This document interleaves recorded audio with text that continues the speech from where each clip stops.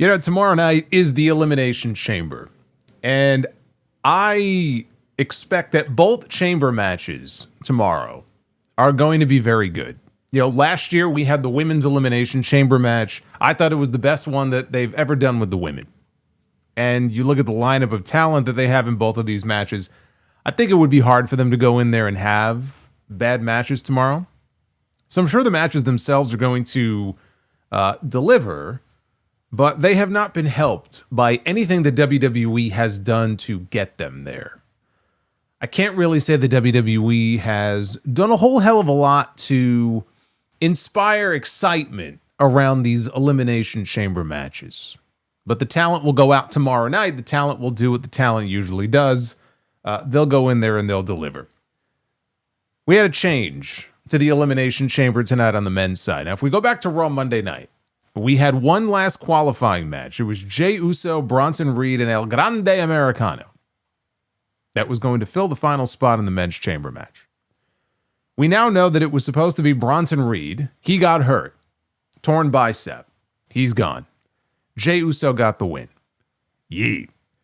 And so Jey Uso was going to be one of many baby faces in this match. Trick Williams was really the only heel that was slotted into the men's Elimination Chamber match. And you could barely call him that because every time he comes out, the fans cheer for him. Now there's talk that WWE is thinking about turning him babyface, which would be the worst fucking thing they could do. Don't do anything. Leave him alone. Let him get over organically. The last thing we need is for WWE to start pushing him as a fucking babyface. So don't fuck with that.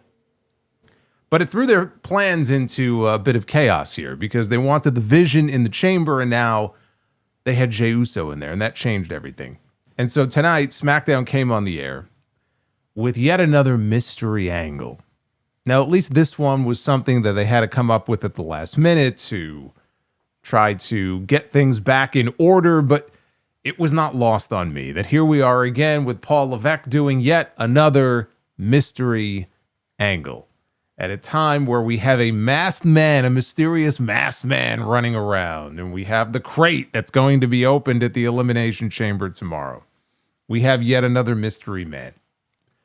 But he was taken out by somebody, and we did not find out yet who that person was. Maybe we will, maybe we won't.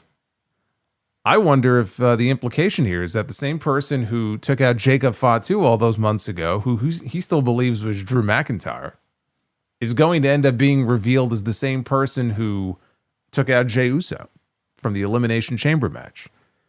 We shall see on that if that ends up panning out that way. But, you know, I was wondering, like, okay, what are they going to do here? It was a hot angle to start the show. Chaos, an ambulance in the back, and everyone's freaking out, like, what's going on here, right? It was a hot way to start the show. And I'm thinking, like, what are they going to do here? And somebody online, they tweeted me with the suggestion that perhaps Nick Aldis would force Drew McIntyre to put his WWE Championship on the line inside the chamber. And I was very intrigued by this idea because it's not as if we haven't had Elimination Chamber matches in the past where the championship was being defended. I mean, we've had that multiple times. So the more I thought about it, I thought, you know what? I like that idea. I like that idea a lot because you still have 7 weeks left to build to WrestleMania.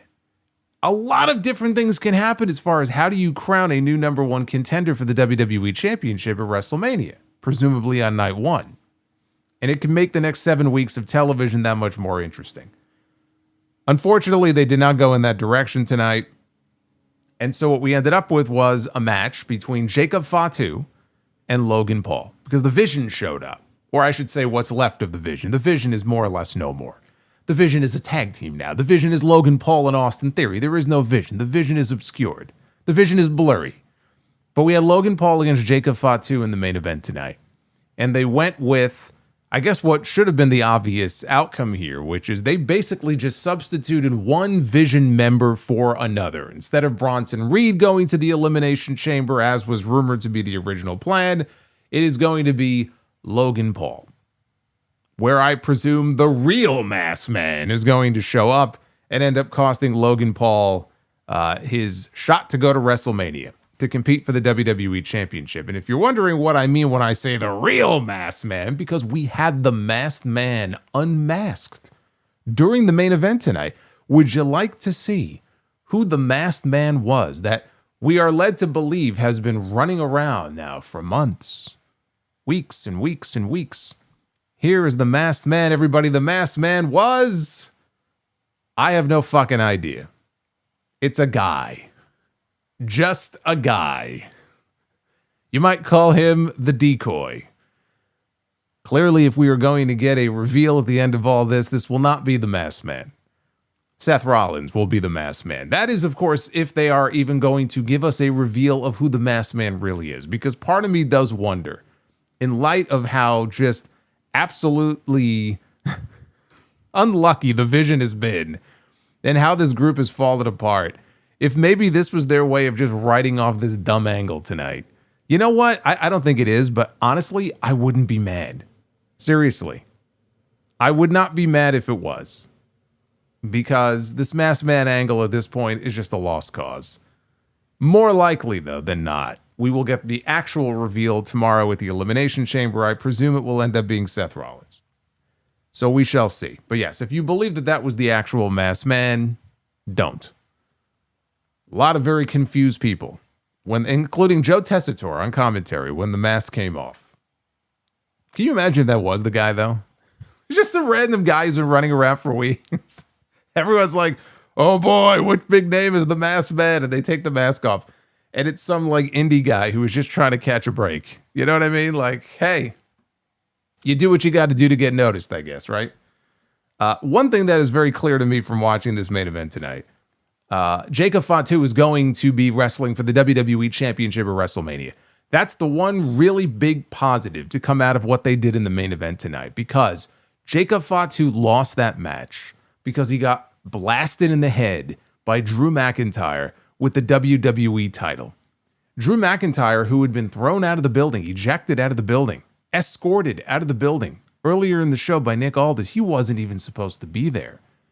This is the second time now that Drew McIntyre has fucked Jacob Fatu out of a spot in the Elimination Chamber and has screwed him out of the chance to go to WrestleMania to wrestle for the championship. There's no way at this point that Nick Aldis does not, at some point between now and WrestleMania in the build-up to that show, give Jacob Fatu the opportunity, at least, to earn his way into the WWE title match.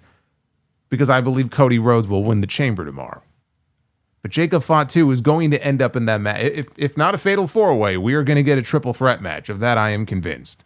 After what we saw in the main event tonight. And that's a good thing, because ain't nobody want to see Cody Rhodes and Drew McIntyre one-on-one for the WWE Championship. Not after we have seen it time and time and time and time again. We saw it in 3 Stages of Hell. We have seen it multiple times at this point. That cannot be the main event of WrestleMania Night 1. So Jacob Fatu, in defeat, I believe, punched his ticket to the WrestleMania title match. How he gets there, of course, we'll have to watch the show and we'll have to wait and see. But he's been screwed twice now. So if anybody deserves some justice here, it is Jacob Fatu. But in addition to that, we have new women's tag team champions, Nia Jax and Lash Legend. They call themselves now the Irresistible Forces. Beat Rhea Ripley and IYO SKY to win the women's tag team titles in what I thought was a pretty good match. And honestly, nobody is happier than I, because it means that Rhea Ripley and I hope IYO SKY will end up having other roles, singles roles on the WrestleMania card. I'm a little less sure of where IYO goes from here, unless the idea is to put her in the ring with Julia for a U.S. title match. But Rhea Ripley losing the tag team titles tonight clearly now paves the way for her to challenge Jade Cargill for the WWE Women's Championship at WrestleMania. They, when you look at the matches that they could have done, I am certain that had she been able to come back earlier, the WrestleMania match was going to be Bianca Belair against Jade Cargill. And when it became clear that Bianca Belair was not going to make it back in time for WrestleMania, the next logical choice, you would think, in terms of name value, in terms of big stars that you can put in the ring with Jade, would have been Charlotte Flair. When Charlotte Flair was eliminated and did not qualify for the Elimination Chamber, I predicted that, hey, Alexa Bliss will win the Elimination Chamber, and then they will find a way to get Charlotte Flair in that match, and we'll get a triple threat match at WrestleMania, right? Wouldn't be the first time that Charlotte Flair worked her way into a match to make it a triple threat at WrestleMania. But then I watched the show tonight, and we got yet another tease of Rhea Ripley and Jade Cargill, another run-in in the backstage area. And then a few segments later, Rhea Ripley loses her tag team championship. She is no longer shackled to the tag team titles, and she is one of 6 in the Elimination Chamber tomorrow. So you put 2 and 2 together, and what is the next, outside of the people that we already know are not facing Jade, what is the biggest possible match they could do with Jade Cargill at WrestleMania? It's Jade Cargill and Rhea Ripley. The woman who apparently has the highest score, the highest ranking in all of WWE 2K26. I think she is ranked head and shoulders above everybody else, certainly on the women's side. But I think overall, is that what I read? That Rhea has the biggest score. I think even higher than Roman Reigns, which makes sense because Roman only wrestles 5 times a year. So, I mean, Rhea's there every week. So, yes, Rhea Ripley and Jade Cargill, it seems very likely that is going to be the title match at WrestleMania. As far as the rest of the show was not great, but it wasn't Raw. And that is honestly the best compliment I can pay this episode of SmackDown. At least it wasn't that pile of shit that was Monday Night Raw outside of the AJ Styles stuff. Pile of shit that we got on Monday night. The worst Raw of the entire year on Monday. This was not as bad as that, although there were large stretches of this show where I was very bored. This was one of those nights where the show is 3 hours and you feel it. When the show is on and they have enough spread out that's really, really good, you don't feel the 3 hours as much. Tonight was not one of those nights. Tonight it felt every bit of 3 hours, like this could have been a 2-hour show. So I don't want to say that the show was great, but it had its moments. Like I said, the women's tag team title match I thought was pretty good. We got a U.S. title open challenge with Carmelo Hayes and Matt Cardona. It was not the kind of knockdown drag-out we've seen him have with people in the past, like Rey Fenix or Ilya Dragunov, but I thought it was a solid enough match. They did, unfortunately, have...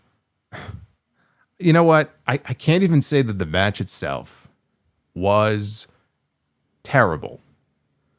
But we had a match between Uncle Howdy and Solo Sikoa that had a clean, decisive finish that would lead you to believe, with him getting the lantern back, that this is the end of the Wyatt Six and the MFTs. And yet, Triple H is continuing this story. Paul Levesque is dragging this out, seemingly, until WrestleMania. They are completely devoid of any ideas when it comes to the tag team division here on Friday Night SmackDown. So much so that they are going to unnecessarily drag this out and extend this out, even though we got the resolution tonight that we needed to this feud, a feud that nobody asked for, a feud that is actively dragging both groups and dragging this show down into the abyss. That was the worst thing on the entire show. Now, we had some news as well. They announced tonight that WrestleMania, of course, 2 nights as usual. The first night of first of all, both nights of WrestleMania are kicking off at 6 p.m. Eastern time, which I don't remember what it was last year. Maybe it was 6 last year. I thought it was 7. 6 p.m. Eastern start time for both nights of WrestleMania this year.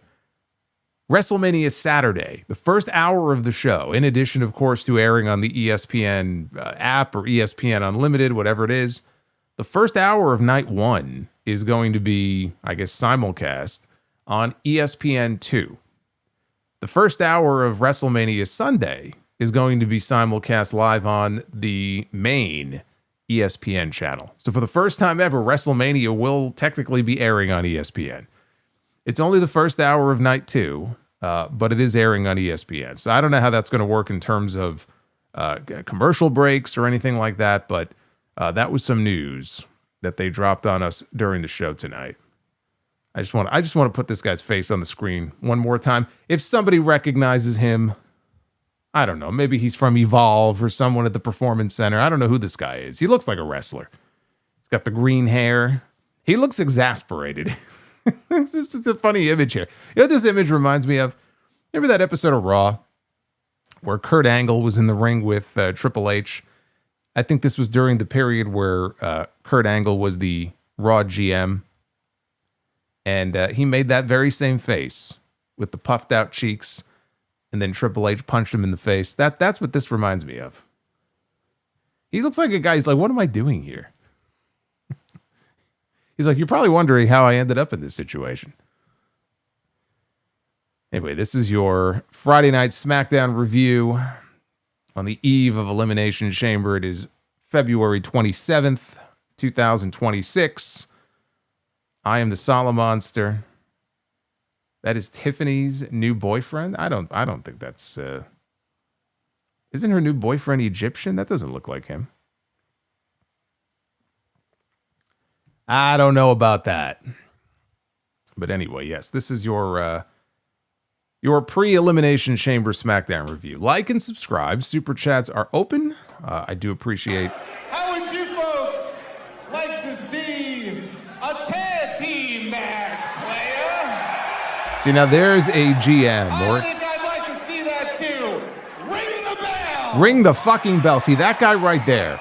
That is an authority figure that gets things done. Unlike Nick Aldis, who cannot even have his champions defending their titles in a timely fashion. Do you realize that it took Jade Cargill 100 days before she defended her women's championship for the first time? And then tonight, he's admonishing the MFTs backstage because, oh, you haven't had a tag team title defense in a while. How about never? We're closing in on 40 days of no tag team title matches with the MFTs. Roman Reigns gently down the stream. What does this guy do? Row Roman Reigns gently down the stream. It's a terrible fucking general manager. Get this guy out of here. Doesn't know how to lay down the law. Every week he's telling Drew McIntyre, leave the building, but he sneaks back in. Completely ineffective and impotent as the general manager of this show.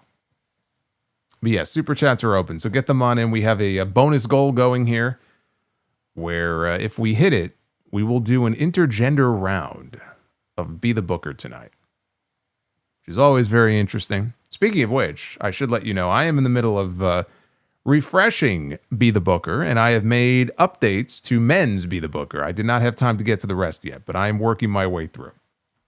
So we have a new and improved men's Be the Booker if we end up doing it tonight, which it's looking pretty good so far. But get those likes up. Actually, we're going to spin the wheel right now and find out what the goal is here to do Be the Booker. Little thing we do here at the beginning.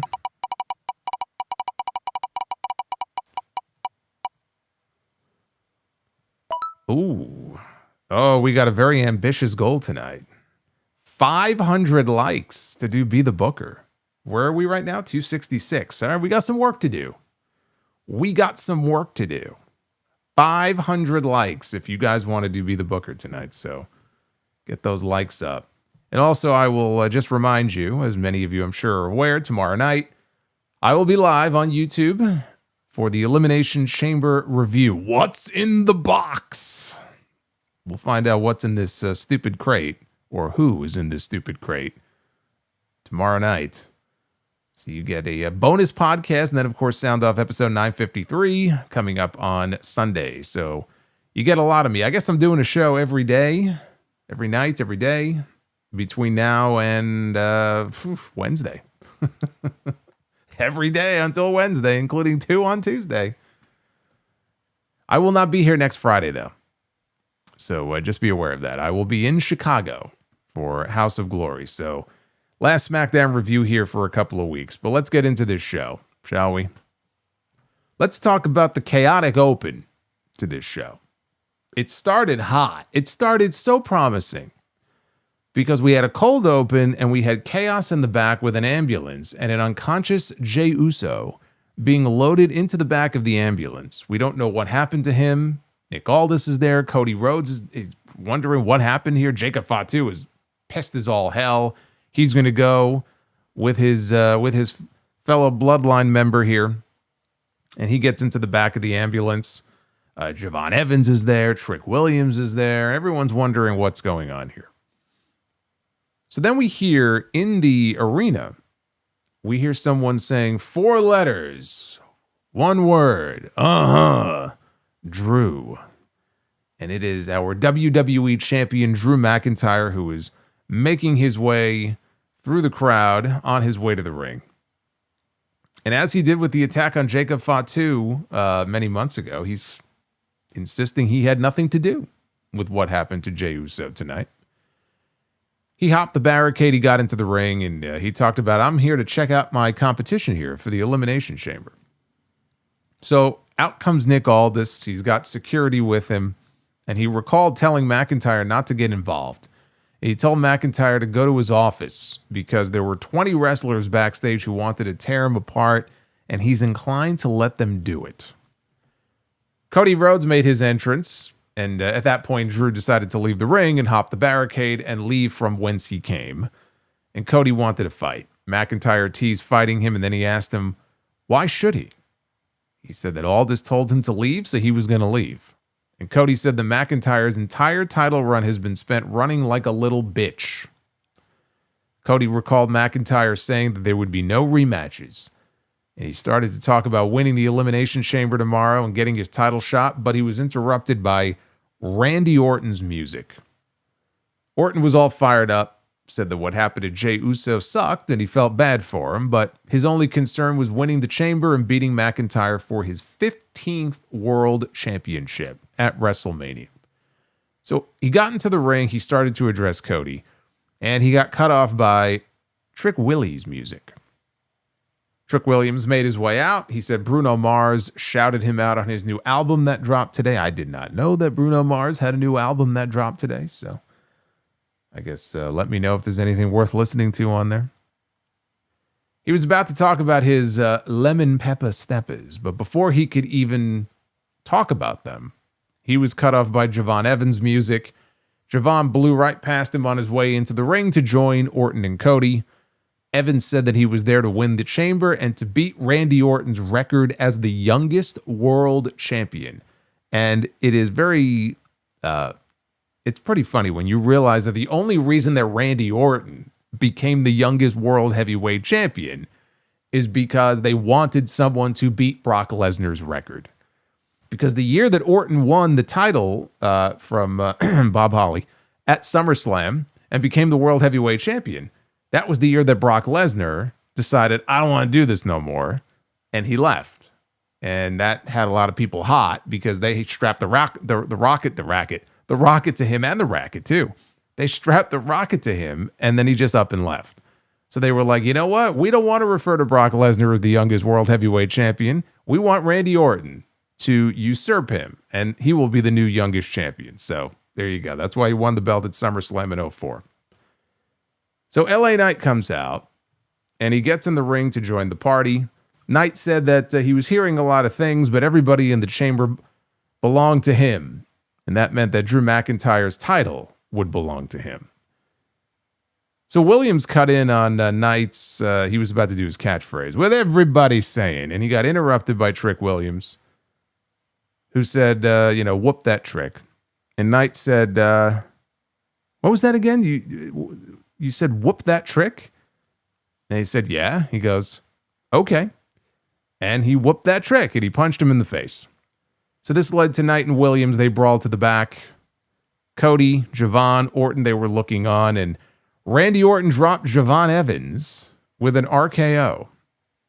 So we were left with Cody Rhodes, Randy Orton, a tense stare down here between the two, and ultimately Orton left the ring, and that was how the segment came to a close. So a hot start to the show, another fucking mystery angle, with Jey Uso, but it was something that they had to do because, look, they had to pivot, it's usually their favorite word here, and get somebody else in the match because Jey Uso was not meant to be in the Elimination Chamber match, and I got news for you.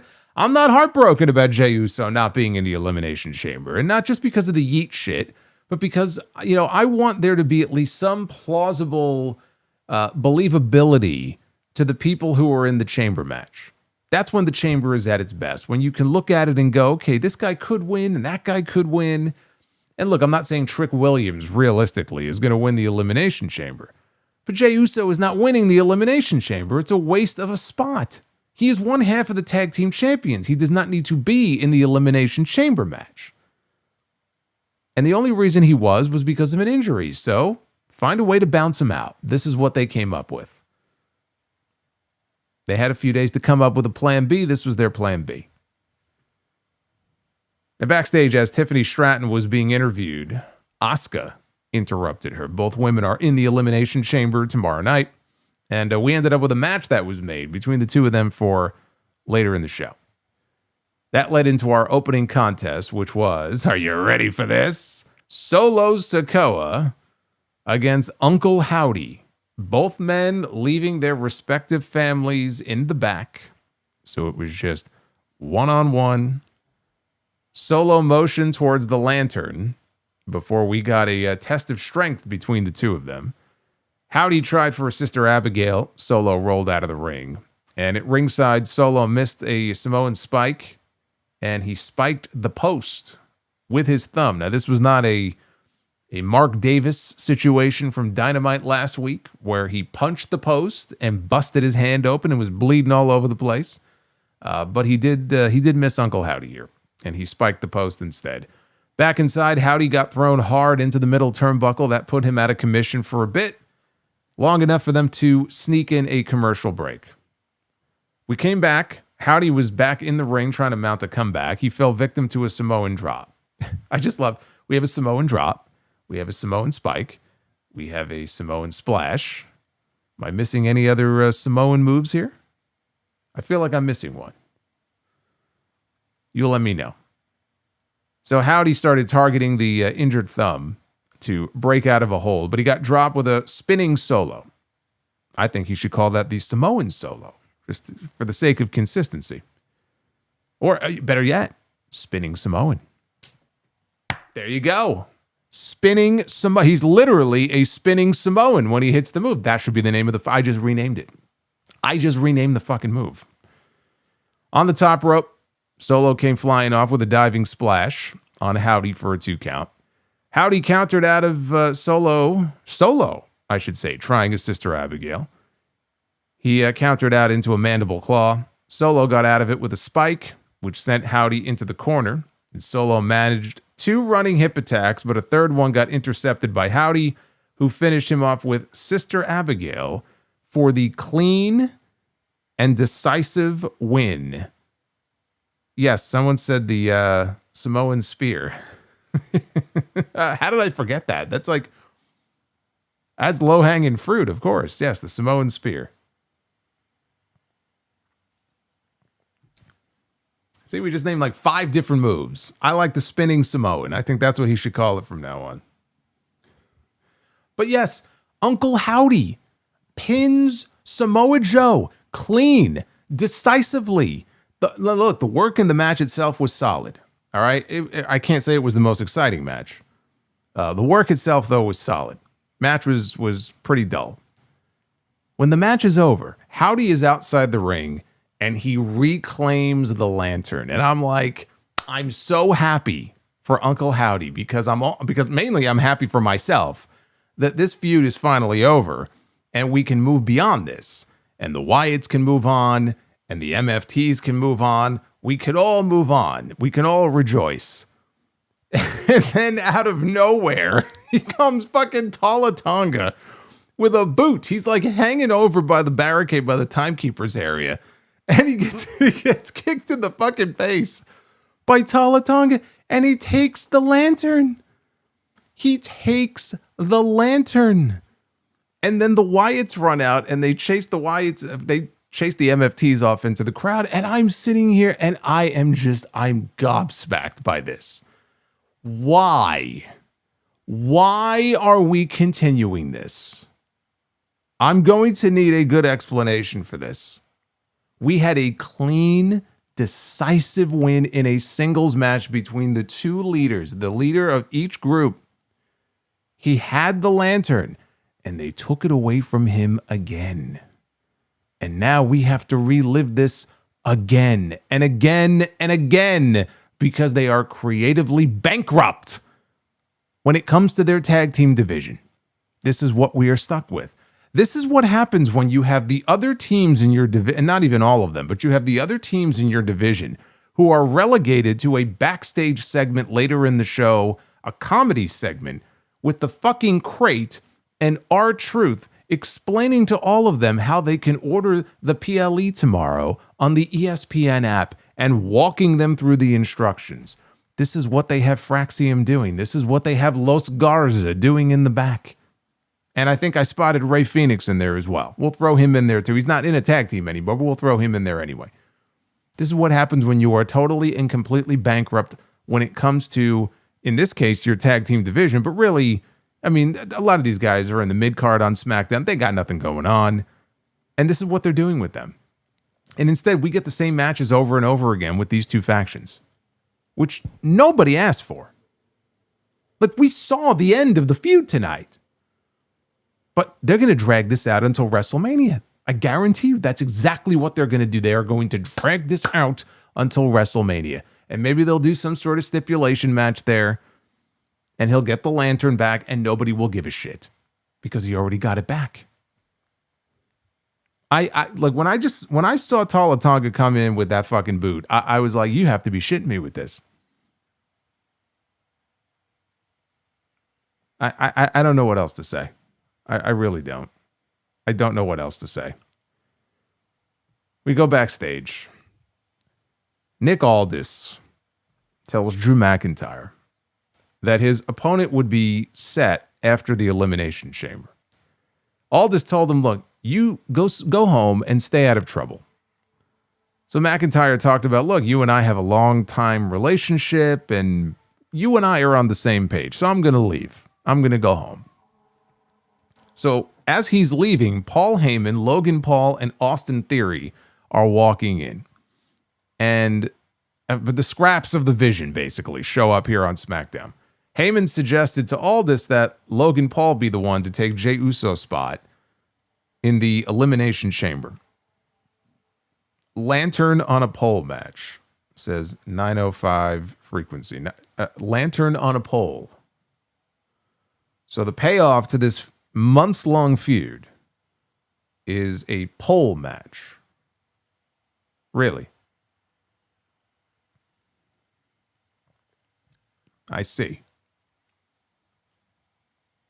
Maybe a lantern on an electric pole. If you touch the pole by accident, you get 5,000 volts jolting through your body.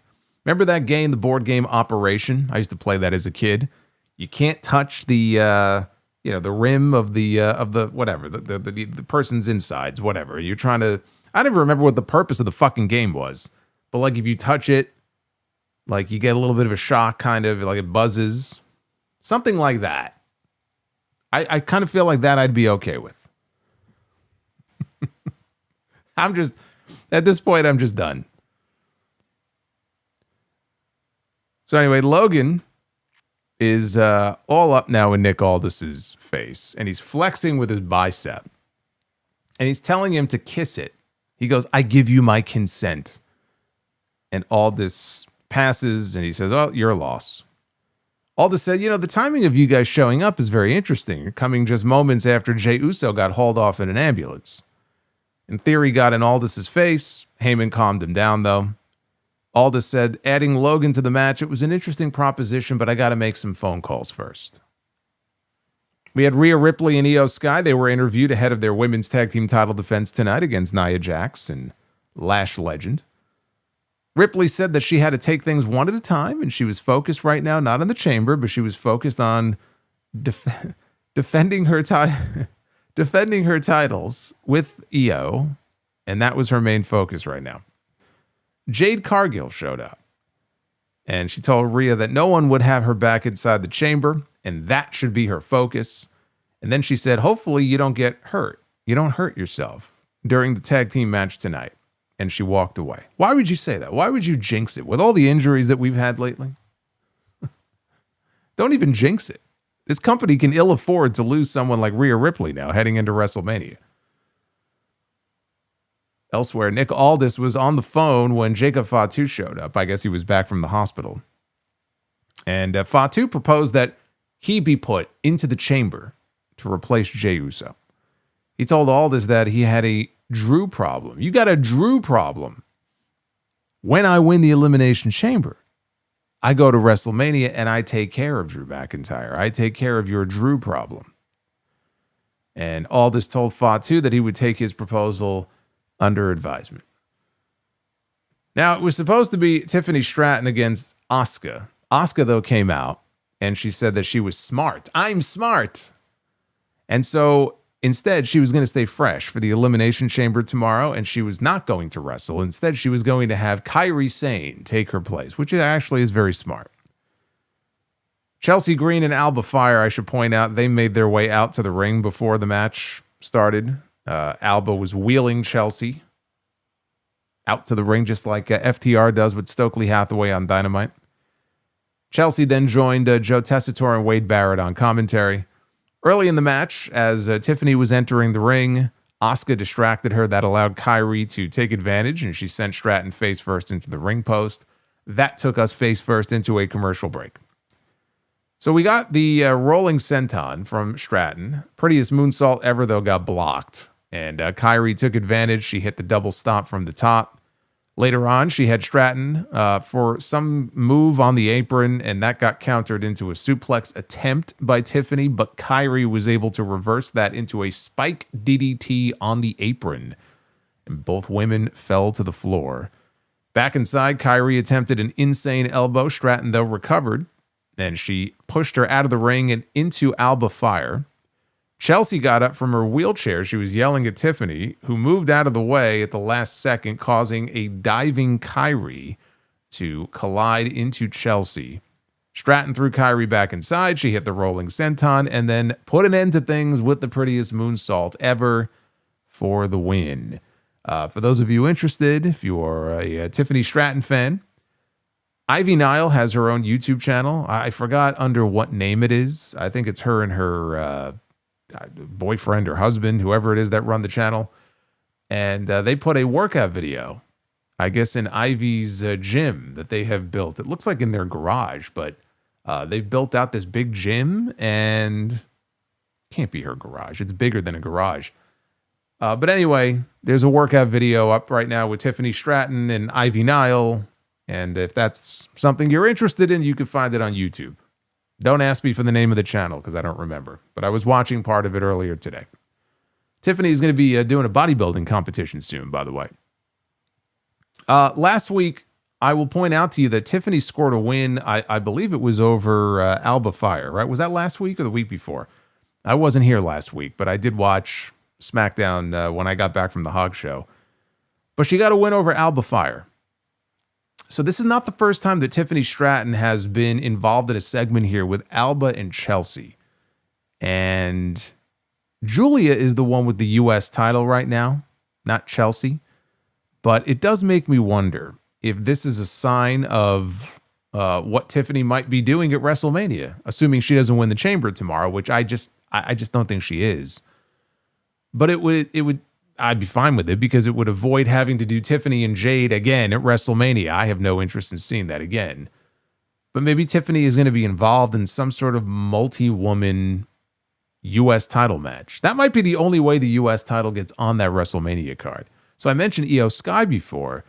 Maybe instead of IYO SKY and Julia, maybe Julia defends in a multi-person match, or maybe Tiffany's in there. I could see IYO being in there. Chelsea, if she was recovered, I think she has a small break in her ankle. If she's recovered in time, she could be in there. That could be what we're looking at. I mean, we'll find out tomorrow. If Tiffany wins the chamber, then this is all moot. But this is the second time now that she's been involved in something with Chelsea and Alba. So it just feels like she's slotted a little bit further down the card, not with Jade at WrestleMania. The Vision were waiting patiently in Nick Aldis's office. And Aldis informed them that he spoke with his Raw counterpart, Adam Pearce, and Logan Paul will be in the Elimination Chamber, provided he can win his match tonight in the main event against Jacob Fatu. And Heyman was freaking out, and Logan calmed him down. He was cool and cocky. He said, Fine. I'm going to win. I'm going to go into the chamber. I'm going to win the chamber, and I'm going to WrestleMania. After this, we had The Miz one-on-one with Oba Femi. And I noticed that we did hit the goal here. Not the likes goal. We're still, we're at 407. We're less than 100 likes away from the likes goal, but we hit the bonus goal, which is actually tied into the main goal. So we'll see how that works out. But yes, keep hitting that like button. We had The Miz and Oba Femi. As the bell rang, Miz rolled out of the ring. He grabbed the mic. Mike grabbed the mic. And he told Femi that we don't have to fight. But as the self-proclaimed locker room leader, we could use this as a teaching moment. This son of a bitch is stealing Andre Chase's gimmick from NXT. He's talking about teachable moments. Poor Andre Chase. He's going to have to come up with a whole new shtick if he ever gets called up. Miz talked about how many years ago he made the mistake to go after locker room leaders like Undertaker and Triple H. And he offered Oba to be his guide, stating that he wanted to be his Undertaker. Oba told him in a manner far more menacing than I ever could, "You don't have a striking resemblance, but you do look like a dead man to me." Femi gauged interest from the crowd here in Louisville at this point on whether or not he wanted to, should he accept Miz's offer so they could be the awesome rulers. And that didn't go over very well. Oba just stared him dead in his eyes and he declared, "Miz, you're dying tonight." And again, Miz tried to beg off. That didn't work out too well for him. He took a shot at Oba. That was very dumb. So Oba mowed him down with a clothesline. Then Oba took down a diving Miz off the top rope with one punch, just punched him in the gut on his way down. And then he blocked Miz's attempt at a skull-crushing finale. And then he just heaved him halfway across the ring. He yeeted him. He yeeted him halfway across the ring. And then Oba won with his fall from grace powerbomb. So look, Oba Femi continues to show up and kill people. He beat Kit Wilson twice. He's being teased for a match on Raw at some point soon with Rusev. He easily dispatched The Miz here tonight, right? Former WWE champion. And that's all well and good. I just hope that they heard the crowd on Monday night. When Brock Lesnar came out, he didn't even really say anything. It was really Paul Heyman who talked about the open challenge for Brock Lesnar at WrestleMania. Very interesting, by the way, that all of his dates are all Raw dates. And when they put Roman Reigns' schedule up online, it's all Raw dates. Like they're putting a real focus on fucking Raw over SmackDown. Not that Raw couldn't use the help, but I just hope they were really paying attention. Obviously, they heard the chants. The crowd has let them know what they want the match to be at WrestleMania. Hopefully, when the time is right, Oba Femi will be the one to come out and accept the open challenge, and that will be the WrestleMania match. I really don't have any interest in any other Brock Lesnar match at WrestleMania. I really don't. Oba is somebody who you could at least use Brock in a way that helps elevate Oba to that next level. Does that mean Oba's going to beat him? He may not. If the idea is to run it back again at some point and do a rematch, I could absolutely see them having Brock Lesnar beat Oba Femi. I think that would be very stupid. But that is clearly a match that people are ready to see based on the tease they did at the Royal Rumble. When you tease people like that, you're playing a very dangerous game. If you then turn around and you expect him to be out there on television every week and chanting for anybody other than Oba Femi, hopefully that is the payoff that we get at the end of this rainbow here. They're going to take it all the way to WrestleMania and not even tell us who he's wrestling. I mentioned this the other night. You know, one of the dates that Brock has is Madison Square Garden at the end of March. I could see that being the night that Oba steps up and accepts the challenge, answers the challenge, and we get that set up for WrestleMania. Carmelo Hayes was in the back, and he was very surprised to see Ilya Dragunov in a suit and not dressed for combat, because he was ready to go out to the ring for the U.S. title open challenge. And Dragunov said he didn't feel worthy after losing to Tama Tonga last week. And Hayes was not happy about this. He said, look, I don't need a pep talk from you, but look, you need to remind yourself of who you are. Because if you don't take your shot now, somebody else would. And indeed, that person who accepted the open challenge tonight ended up being Matt Cardona, who is always ready. So he was ready for this match here tonight. Cardona held control through a break, and during the commercial, it was just, man, I mean, it was total silence and apathy. I could hear this one guy in the crowd, and it sounded like he was pretty far out in the crowd too. It wasn't like he was in the first few rows. Just going woo, woo, woo, and you could just hear him over and over again, woo, woo, woo. At least when they came back from commercial, he had a broski boot. The crowd started at least making some kind of noise. Hayes eventually made a comeback with a springboard clothesline. He absorbed a boot from Cardona and bounced into the ropes to hit his version of La Mystica for a near fall. Cardona blocked the first 48 attempt. He dropped him with a double underhook powerbomb. And then Hayes avoided a broski boot. He tossed him overhead with a back body drop. As Hayes headed up top, Cardona woke up and caught him with a Frankensteiner. Hayes headed to the top. He went for nothing but net. Cardona dodged it. He landed a Rough Rider, only for a near fall. Hayes, though, finally did hit the first 48 for the win to retain the title. So again, it was very different from a lot of the open challenge matches that we've had before. This was not one of the better ones. I mean, there's nothing wrong with it. I thought it was a solid enough match. It just wasn't anything terribly exciting. And in this case, unlike, again, if he was in there with an Ilya Dragunov or someone like that, you have at least some doubt. Like, oh, is this the night he drops the belt, right? There was no doubt here. Like, we knew there was no doubt here.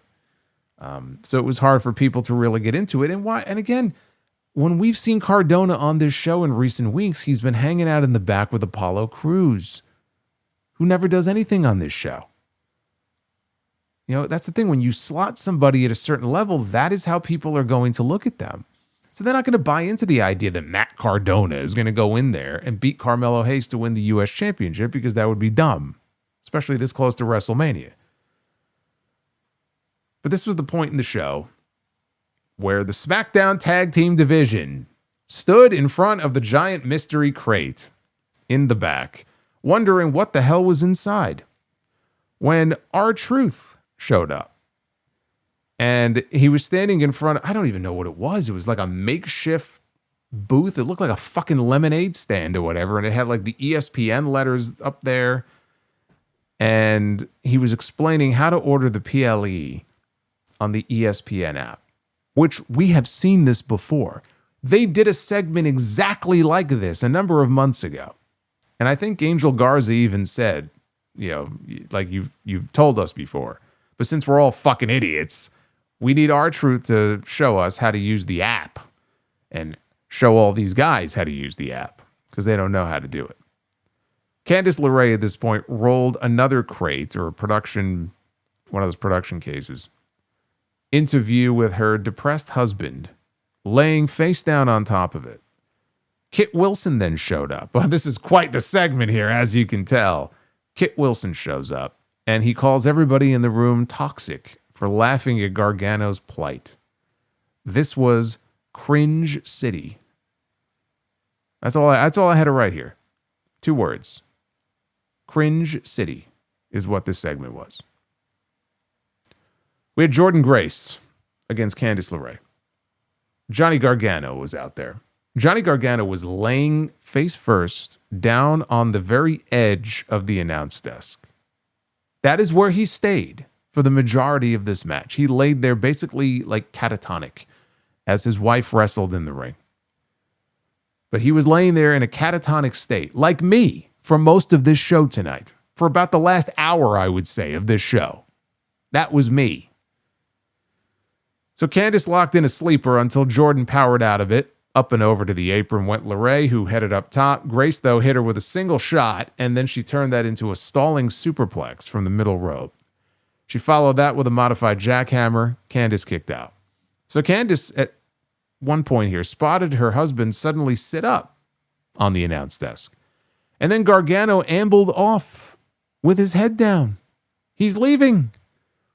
And this distraction was enough for Jordynne to catch Candice with a pump handle German suplex for the win. Now, I looked at the clock when this match ended, and to the point that I made at the beginning of this review that there are just certain weeks where this 3-hour show feels every bit of those 3 hours. I looked at the clock and I realized it's only 9:54 p.m. We have another hour of this. It was one of those weeks. There's a lot more offense, I will say, in this match for Candice LeRae than I would have expected. And because of that, the crowd was silent. They were silent for most of it outside of that stalling superplex that Jordynne did. I don't know what the payoff is supposed to be to the Johnny Gargano stuff. I'm not convinced there is going to be a real payoff here. I think they were caught somewhat flat-footed by Tommaso Ciampa's decision not to re-sign. And so in the absence of having him around as Gargano's tag team partner, they're lost. They're lost as far as what to do with Johnny Gargano. And I will say this, Johnny Gargano is a great wrestler. And I said this before about the Viking Raiders, the War Raiders, what have you. Come post-WrestleMania, I'd be very worried if I were certain people on this roster. When those post-WrestleMania cuts hit, and I'm sure they will, if you're Johnny Gargano, just look at what they have you doing every single week. Literally, you show up to work every week, and you're just laying face down on top of a crate, on top of a table.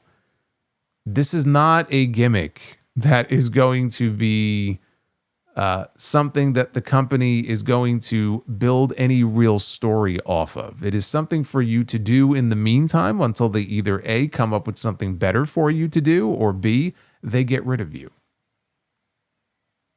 But this ain't going to last that much longer. Backstage, Jade Cargill warned Raquel Rodriguez that she would put her down because Raquel was being interviewed. Everybody was there tonight, Raw and SmackDown. That's basically every week on this show. So in the middle of Raquel's interview, she's interrupted by Jade. Jade was going around all night long, just interrupting people's interviews and warning them and threatening them. She also cut her hair short, by the way, had a new hairstyle tonight. And she told Raquel that she would put her down if she went on to win the Elimination Chamber and face her at WrestleMania. So after Raquel left, Michin and B-Fab yet again showed up to confront Jade. And Jade didn't look all that terrified by these two. Jacob Fatu was warming up elsewhere in the back. And Cody Rhodes walked up to him and said, "Believe it or not, I want you to win. I hope you win your match later tonight." Sami Zayn appeared in front of Cody, and he got a quick handshake. Off went Cody. Sami went over to talk to Jacob, and he indirectly accused him, perhaps, maybe he was the man. Maybe Jacob was the man responsible for what happened to Jey Uso. And Fatu obviously didn't take very kindly to that accusation. And he shouted that, McIntyre directly screwed him out of the Chamber qualifier. It was him who got Claymore kicked and screwed out of a spot in the Elimination Chamber. Even Cody Rhodes got Claymore kicked. You know who did not get Claymore kicked in that triple threat qualifying match they all had? Sami Zayn. So Sami tried to apologize, and Fatu ended up leaving to go get ready for his match. He didn't want to hear it. Sami was trying to explain to him, he's been on edge lately. He's not in a good headspace. So Fatu left, and then in a fit of rage, Sami flipped over a nearby table as he continues to slowly lose his mind, and they are teasing a potential Sami Zayn heel turn, which I am not against. I think it could be just what he needs before he eventually goes back babyface. But you got to hit bottom. You got to hit rock bottom before you climb your way out of that hole and try to climb back to the top. If Sami Zayn is going to be a world heavyweight champion at some point, it's not going to happen anytime soon. So he has not yet hit rock bottom in this story. But I think we are seeing him in the midst of doing that. So it'll be interesting to see. Do they pull the trigger and have him go heel? Is he going to be revealed as the man who was responsible for whether it's attacking Jacob or attacking Jay? Maybe they're not the same person. Maybe he has nothing to do with that, and he just snaps because he's tired of being overlooked and he's tired of being screwed. And I even talked about the potential for Cody Rhodes, if he wins the belt back at WrestleMania, for Sami Zayn coming out of Mania to be maybe the first person he feuds with. If Sami kind of goes nuts and attacks Cody, right? You can't discount that as a possibility either. They're telling some kind of story with Sami Zayn. We'll see where it pans out, but I'm interested to see where they take it. Now, at this point, we had Rhea Ripley and IYO SKY defending their women's tag team titles against Nia Jax and Lash Legend. The Irresistible Forces. That's what they call themselves now. There was a spot, I don't know, maybe midway through the match, where IYO SKY got, well, let's get into what went down here before I even get into that. They went to a commercial break. They came back from the commercial, and Lash absolutely flattened IYO with a massive big boot. She was able to eventually grab a hot tag, though, from Rhea Ripley, who escaped a Samoan drop attempt by Nia. Missile drop kick from Rhea got a near fall. IYO was looking for the tag back in. Legend, though, pulls her down off the apron to prevent the tag from happening. Now, she went to go send IYO into the ring steps. IYO reversed it, and Lash took this just hilariously horrible bump into the steps where they kind of lost each other, and she kind of threw herself into the steps. It looked terrible. Inside the ring, this gave Nia the opening to hit a Samoan drop on Rhea as she pulled her into the corner to set up for an Annihilator. Rhea, though, was able to avoid it. She hit a cheeky Nando's kick in the corner and then lifted her out of the corner and even walked with her a little bit and then powerbombed Nia, only got a near fall. So Ripley then floored Nia with a Shining Wizard, and she rolled outside. Nia, that is, rolled outside. Rhea followed with a cannonball off the apron. They took the second commercial break here of this match. So later on, Legend connected with a choke slam. Nia followed that with a leg drop. IYO made the save to break up the count that followed. Legend had IYO up in a powerbomb position. She was able to avoid it, sent her out of the ring. Meanwhile, Ripley avoided the running attack from Nia Jax, which caused Nia to post herself, shoulder first in the corner. IYO got the hot tag. She used her speed to hit Legend with a double stomp. And with Legend stunned in the corner, IYO connected on the bullet train knees. IYO hit her over the moonsault on Lash. Nia broke up the pin. Nia got IYO in position for an Annihilator and crushed her with it. Lash, who was legal, covered IYO, but Rhea pulled Lash out of the ring to save the titles. Back inside, Ripley hit Riptide on Nia, but again, Lash was the legal woman. Rhea didn't know this. So Lash Legend grabs Rhea Ripley, and she hooks her in position for her Lash extension finish. And she drops her with it, and she pins Rhea Ripley. Not IYO SKY. She pinned Rhea Ripley, who again has the highest score, I do believe, in WWE 2K26. So they should tack on a few points now to Lash Legend's score. And we have new women's tag team champions. And I rejoice because finally we can get Rhea and IYO involved in something other than the tag team title scene. I thought the match, it was a good match that they had, and I have no issue with them doing a title change here. I really don't have anything bad to say about it. And now it opens the door for Rhea Ripley to win the Elimination Chamber tomorrow and have her challenge Jade Cargill at WrestleMania, which it seems very likely to me to be the outcome of that match tomorrow. Because think about it, like if they don't do that, is the plan, what would the plan be? Would the plan be for Rhea Ripley and IYO SKY to just continue chasing after the women's tag team titles? Like, you've put the belts now on Nia and Lash. I am certain they will be defending those titles, if not in a multi-team match at WrestleMania, they're going to defend those belts against the Bella Twins. Like, that's going to be the match at WrestleMania. You have the belts on a heel team. The Bellas are going to be pushed as a babyface team. Very likely are going to win the tag team titles at WrestleMania. It almost doesn't even matter, but I mean, if you want to get more people on the card, you can have Bayley and Lyra. You can have Asuka and Kairi. That's why I say it could be a multi-team match. But that seems to be the direction to me. So then where do you slot Rhea Ripley and IYO SKY on that show? Realistically, I don't see them wrestling each other, although I'd love to see it. Who does Rhea wrestle? She's not wrestling Stephanie Vicaire. She's wrestling Jade Cargill. Seems pretty clear to me. That's the direction they're going in now. What's my overall score in 2K20? Oh, Solomonster. I mean, please, I have a 101. That's my score. It's like when Dave started giving out 6 stars in the newsletter, as ridiculous as that is. My rating is over 100. My rating, because it's up to 100, right? I think my rating is like 103. I'm special. Charlotte Flair and Alexa Bliss, they were in the back. And they were commiserating with one another. Charlotte was eating out of these pints of ice cream. She had 3 pints of ice cream that she was eating out of. She was very upset that we just saw Nia and Lash win the tag team titles. She said to Alexa, as Alexa walked in, "Did you see we have new tag team champions?" So Julia and Kiana James walked in and they mocked them, and the two of them reiterated their goals of being double champions. Flair, still eating her ice cream, said neither Kiana nor Julia could have any of it. And then Jade Cargill walked in and sarcastically wished Kiana and Alexa luck in the chamber tomorrow. And then as Jade walked off, Charlotte pouted. Sure doesn't feel like Charlotte and Alexa are going to have anything to do with the women's world title picture at WrestleMania. It's just not the impression I got from what we saw tonight. Now, elsewhere, your favorite faction was back. Yes, the MFTs. Solo Sikoa and the MFTs. They were talking to Nick Aldis, complaining that something needed to be done with the Wyatts. Oh, yeah, something needs to be done about this. Me and Solo, we're on the same page.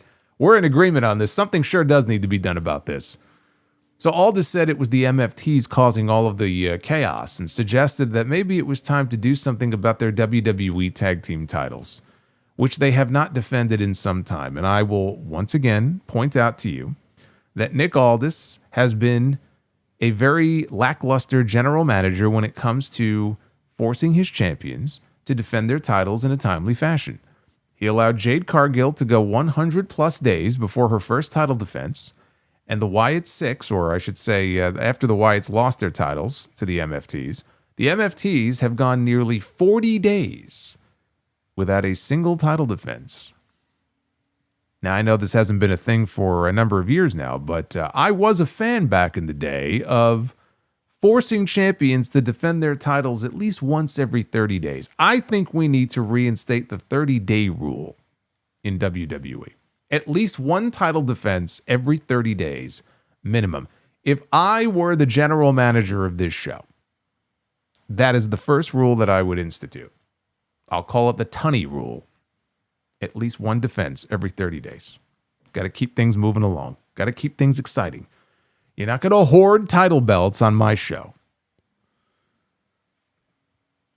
Now, Aldis did point out that next week they're going to decide who the number 1 contenders are for the tag team titles. And I wish I could bring myself to care, but I don't, so we'll move on from this. Kathy Kelly was in the back to interview the new women's tag team champions about their big win.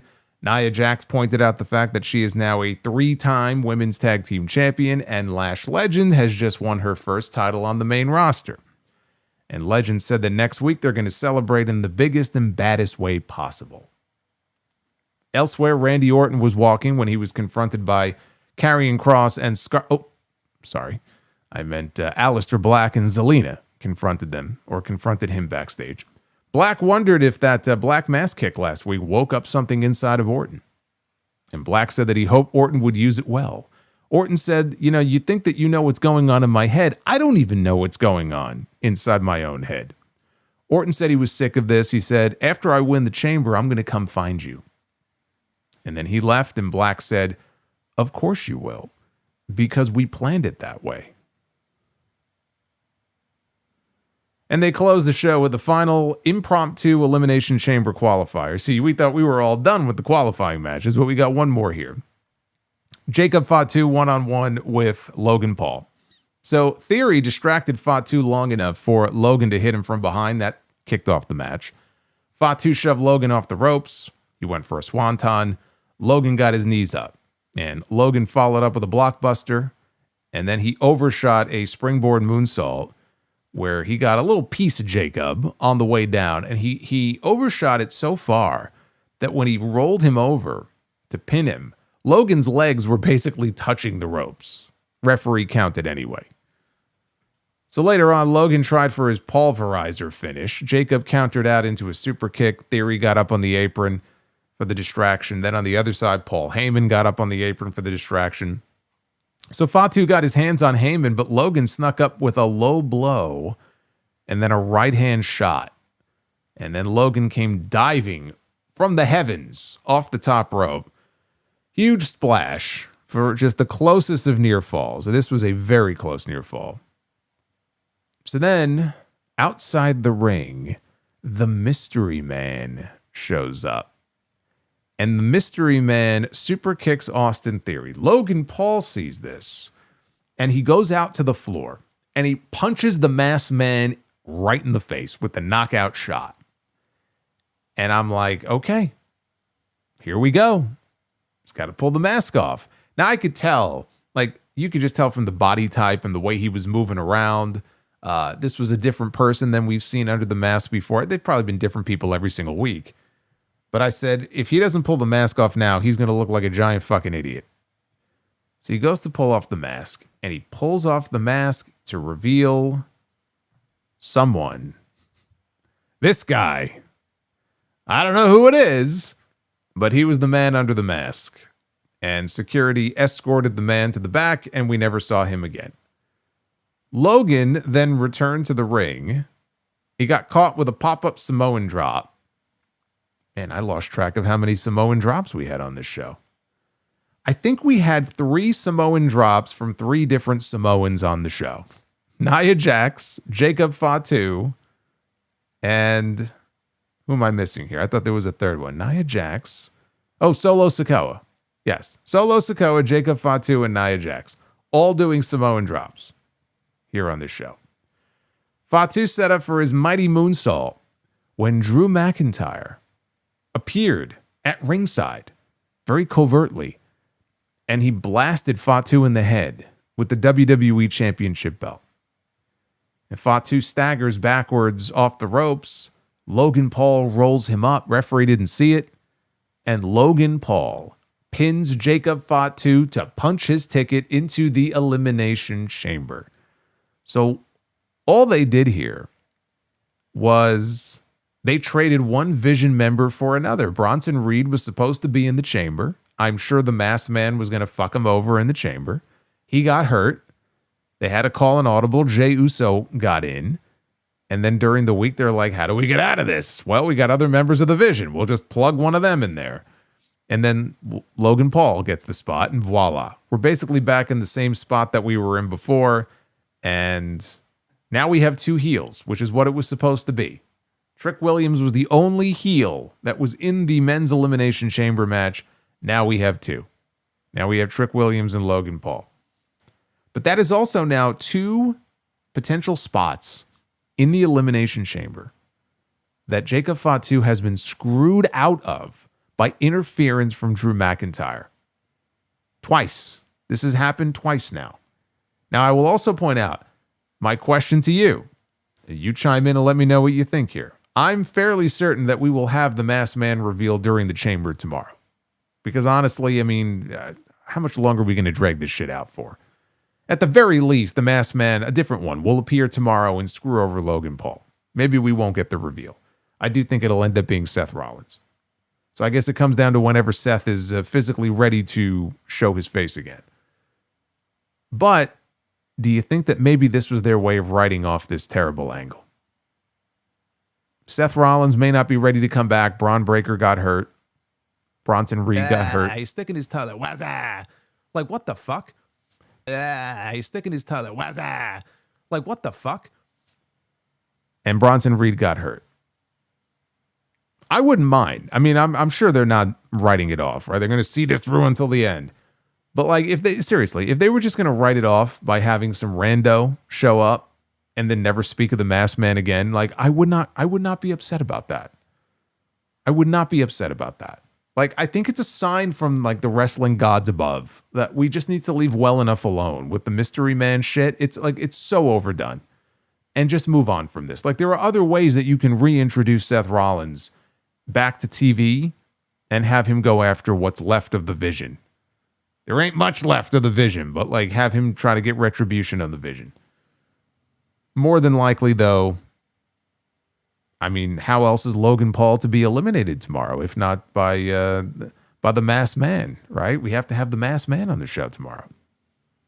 But I just throw that out there. Like, would you be terribly upset if this was their way of writing off the stupid angle? I know I wouldn't be. But anyway, the one thing that I take solace in watching the end of this main event, and I'm not that upset that Jacob didn't win because he was not meant to be in it in the first place. They have set things up perfectly, though, for Jacob Fatu to ultimately end up being a part of the WWE title match at WrestleMania. Like, that much is clear. We are getting, at the very least, a triple threat match at WrestleMania. You will not convince me otherwise. Doesn't make any sense. Doesn't make any sense otherwise. That Jacob Fatu would take it on the chin twice the way that he has and not get rewarded at least with an opportunity to work his way into the WWE Championship match at WrestleMania, even though he's not in the chamber. So what? It doesn't matter. You got 7 weeks of television coming up after this. I'm still waiting for the road to WrestleMania to truly feel like the road to WrestleMania. And I am hoping once we get past the Elimination Chamber and they don't got to worry about promoting this show tomorrow, they can focus squarely on WrestleMania and we will start to really feel like, okay, we're in WrestleMania mode now. Because that's been missing from these shows. And I think part of the problem is that WrestleMania now is as late as it has ever been. It is third week of April. It's never been that late before. They have more time now on television. And it's almost like sometimes it just feels like they don't know what to do. They have all of this television time. And it's like, man, how are we going to fill all of this television time? You know, I mean, they're kind of a victim of their own success sometimes, right? They have all these hours of television that they're given. And they don't know how to make the most of it. Like that show on Monday night was egregiously bad. I've had people this week, some people, not a lot of people, but I've had some people try to argue otherwise. Like, oh, it wasn't a bad show. Like, I don't know what the fuck you were watching. And don't give me the AJ Styles stuff. Okay, that came at the very end. I don't want to hear it. Like that show was egregiously bad and egregiously boring on Monday night. This show was marginally better. I am waiting for this to feel like WrestleMania season. This is supposed to be the most exciting time of year in WWE. That's what I'm waiting to feel. I want it. I want there to be excitement in the air for what is supposed to be the biggest show of the year. And AJ Styles was not wrong on Raw Recap when he said that WrestleMania has lost some of its luster. He was 110% correct in saying that. But even still, WrestleMania is still WrestleMania. You know, you want that to feel like this is the Super Bowl. This is the World Series, right? This is the end all be all. Hopefully we'll start feeling that way coming out of this show tomorrow. That's my hope. As far as the rest of the show, again, the women's tag team match was the best match on the show. I thought that was good. The Sami Zayn stuff is kind of interesting. We'll see where that goes. But beyond that, not a whole lot to get excited about. Let's take a look at the Twitter poll and see what you guys thought of SmackDown. 46% say, I mean, I didn't use thumbs here. We have emojis, but 46% thumbs up and 54% thumbs down. Dazius. Is that how you pronounce it? Dazius says, I have watched Raw a few times the past couple of years. Oh, bless you. I would say I'm jealous. Probably a lot easier to digest that way. Anyway, not a great score. Two losing scores here for Raw and SmackDown this week. You know what that means in terms of the polls this week? It means Dynamite wins the day. When was the last time that happened? I don't know. It's been a while. You got to get on this WrestleMania train and get things up. 512 likes. So we did hit the likes goal. You're very welcome. I try to keep you in the loop. When you watch Raw a couple of times over in a 2-year span, I got to keep you in the loop somehow.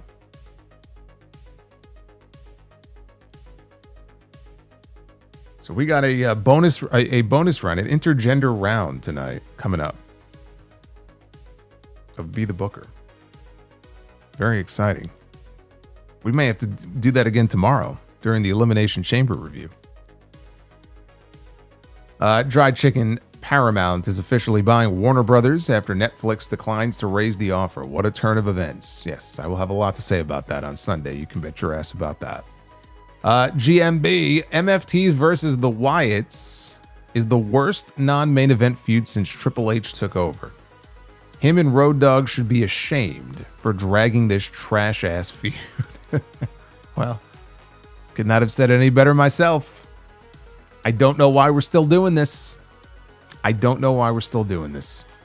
Holiday says, I have an unfortunate feeling that this whole MFT versus Wyatt's feud is going to culminate in a match at WrestleMania for the WWE Tag Team titles. Probably with a stipulation. Yawn. Why else are they dragging this out close to Mania? No, that's exactly why they're doing it. It's pretty clear at this point. Maybe Sammy, he says, attacked Jacob months ago. Sammy's motive could be jealousy, seeing Jacob rising up the ranks rapidly and winning the world title before him. Could be. It could be.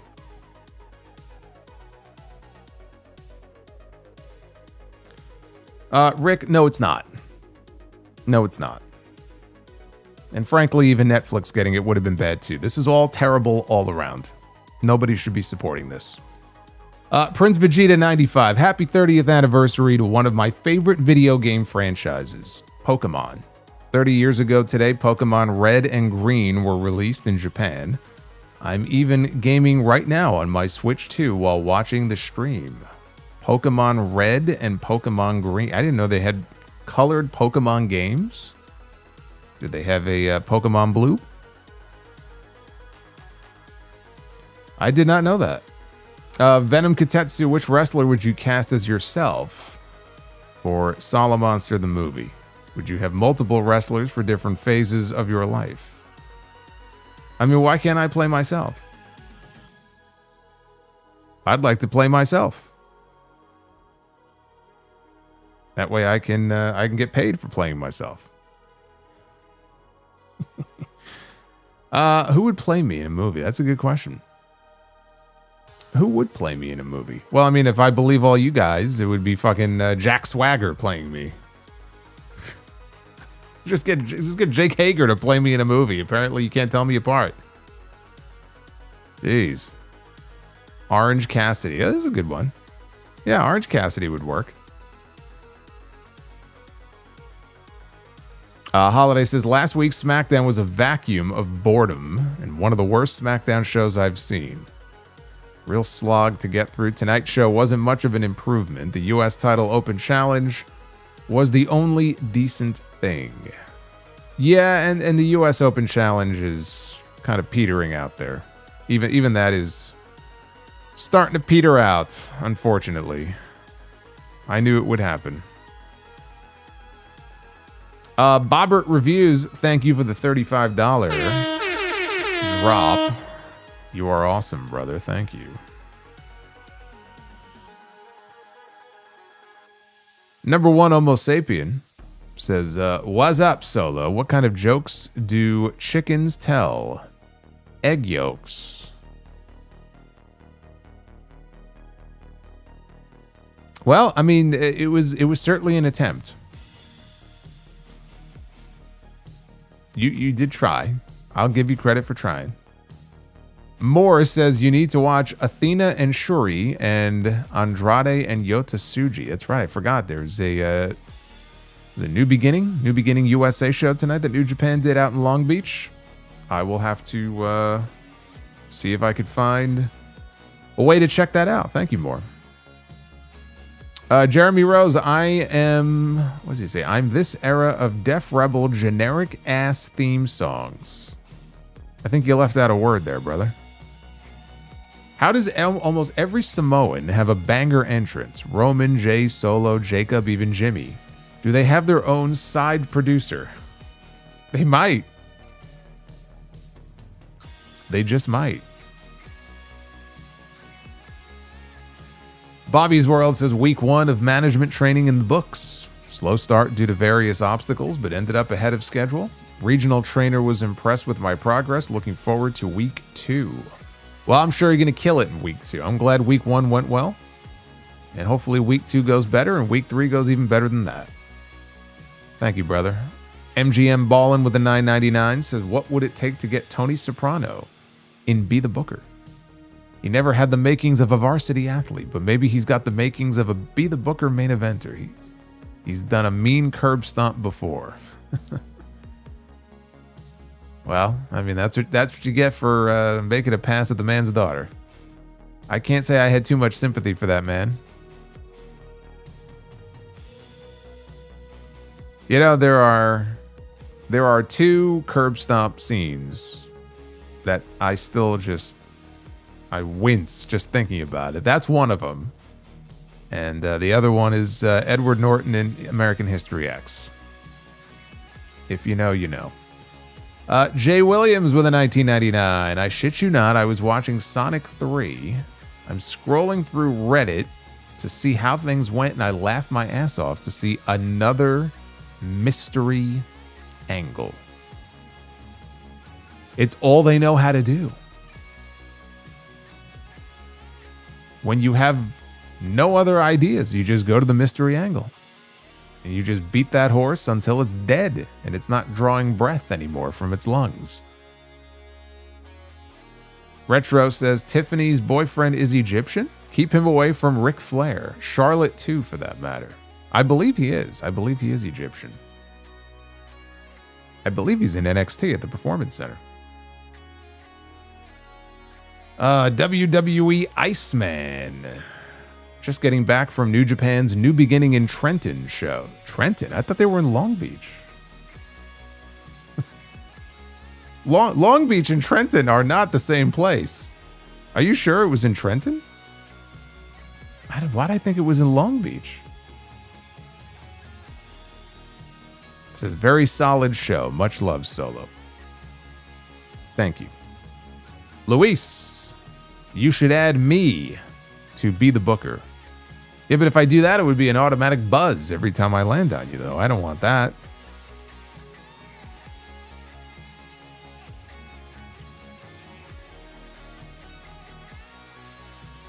Boots. Look at this with a pair of 10s. A trio. I didn't even see the third one here. A trio of 10s. Says Bruno Mars has a terrible singing voice.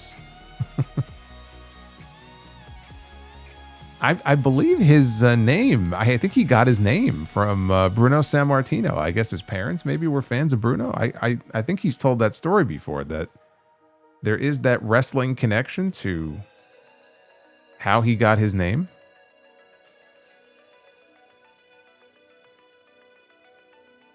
Sidro, why did the Dalai Lama go to Vegas?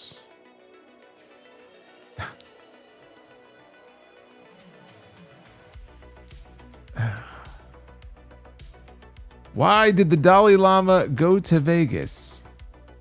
Tibet. Son of a bitch. And I ordered a vault and a speaker off Amazon. They arrived safe and sound. Says P.S. Getting the new Resident Evil. I'm not planning on it. I just found out today that there is a He-Man and the Masters of the Universe game that is coming to Steam, I believe April 28th. And I think I will be all over that.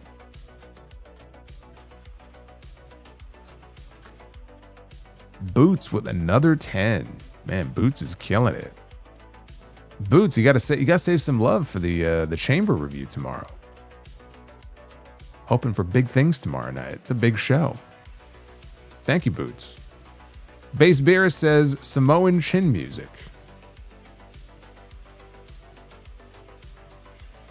Robert Peterson with a 1999. Says, hey, Solomonster, big fan since 2018. I just want to say that it's pretty sad. There's no hype for WrestleMania this year. And AEW has been very good to start the year off. It feels like 2019. I just hope WWE can deliver.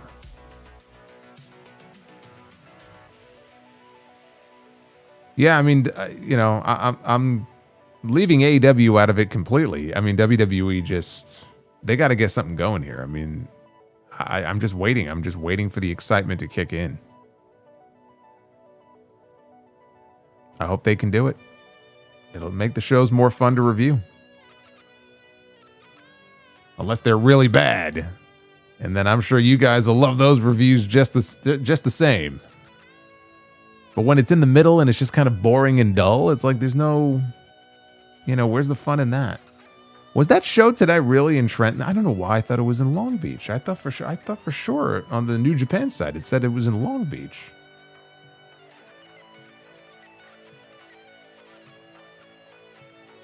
Thank you, Martin. Same to you. Josh Williams, years-long fan here, Solo. How about Cody wins the Chamber just for Randy to end the show with an RKO and a punt kick to set up a fatal four-way at Mania? I mean, that's literally what I laid out on the sound off this weekend. So I like the way you think. Unless you heard it on the sound off. But yes, I pitched Cody winning and then Randy dropping him with an RKO, if not also a punt kick. And then we end up getting a fatal four-way at WrestleMania. That's exactly what I pitched. Right now, it feels like a triple threat is all but guaranteed, but that doesn't mean they can't get to a four-way. Unless they really are thinking about doing Randy Orton and Aleister Black, you know, one-on-one at WrestleMania, which, I mean, I guess they could do. You know, Black beat him last week, and so Randy could get his win back, but it's like, is that a WrestleMania match?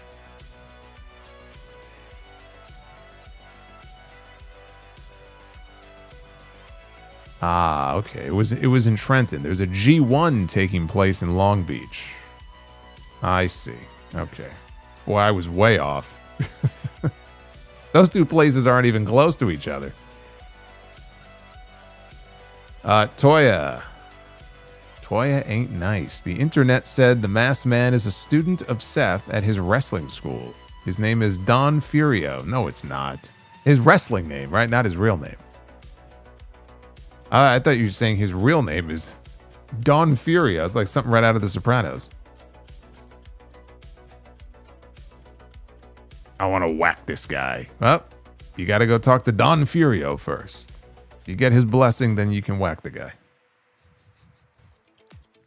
Sidro, just found out Al Gore is a great dancer. It's all in his Al Gore rhythm. Al Gore rhythm, yes. And how do you describe a potato that has completed class in school? Tater tot.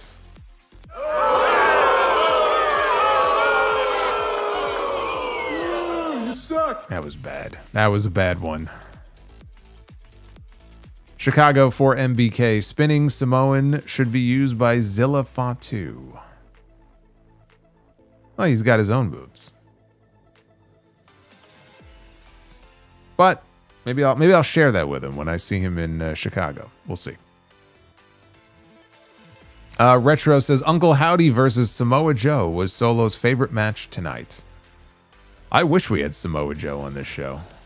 That's what this show was missing. This show was missing Samoa Joe. Sidro.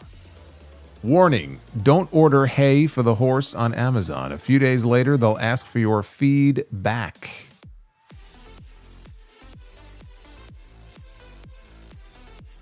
And what do you call a smoking hot lesbian? LGBTQ. I just don't know where he comes up with these. Base Beer says, who wins in a shoot? Oba Femi or Farouk? I don't know. You know, Ron Simmons, I mean, he's probably still tough today, but he was a tough guy back in the day.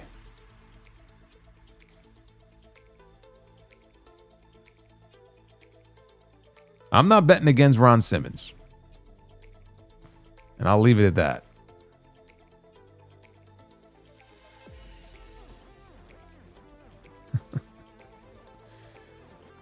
We got Devin from NJ. How was Piper able to get out of jobbing to Hogan? He laid down the law and said, I'm not doing it. Simple as that. Vince wasn't going to get rid of him. Piper was very valuable to the company, and I don't know how he got. It wasn't just Hogan. Like he didn't do jobs for hardly anybody. That's the better question. How did he get out of doing jobs for all the other people he didn't do jobs for? Big Hoss says Rhea wins the title. Bianca returns as a heel for Rhea effing her up and injuring her. SummerSlam main event. Pull the trigger. I'd be down for that. That'd be a big match to do too. It's SummerSlam. Base Beer says pass the duchy to left-hand side. Pass the duchy. What's a duchy? A duchy? Pass the duchy to left-hand side. The hell is that?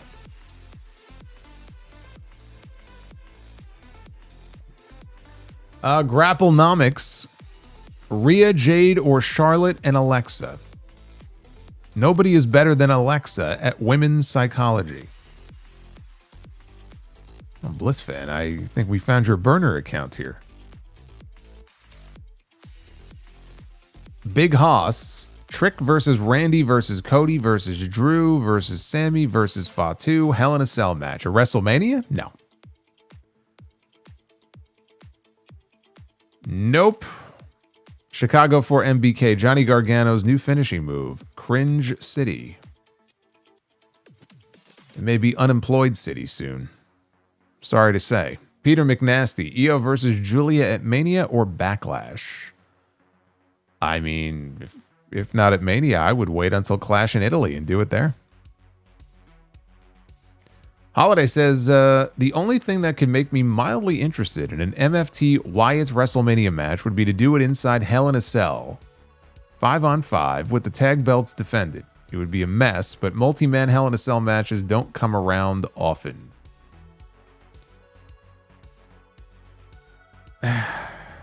Does this feud really warrant Hell in a Cell? Like, it would be the least interested I've been in a Hell in a Cell match in years. It's maybe the only way to get people really super interested in it would be to dress it up with a big stipulation like that. I don't disagree, but I don't have any interest in that. I would not waste a Hell in a Cell stipulation on this. It just seems like a waste of the stip. Base Beer says we want good booking. Yes, we do. Yes, we do.